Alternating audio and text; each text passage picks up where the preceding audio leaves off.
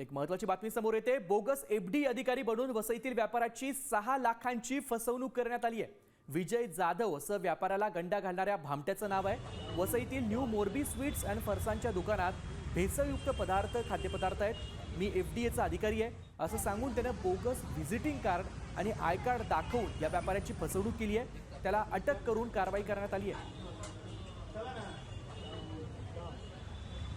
म्हणजे बनावट ID card तयार करून मी FPDIचा अधिकारी आहे असे जाऊन एका स्वीट मार्टच्या मिठाईच्या दुकानामध्ये गेला होता आणि त्यांचे कागदपत्रे तपासून 3 टप्प्यामध्ये 6 लाख रुपयाची मागणी केली होती। म्हणून माणिकपूर पोलीस स्टेशन येथे गुन्हा दाखल करण्यात आलेला आहे। पैशाची मागणी केली असताना त्यांना बोरोली पोलीस स्टेशन येथे अटक करण्यात आलं होतं। त्याचा ताबा घेऊन माणिकपूर पोलीस स्टेशन येथे आणलेला आहे।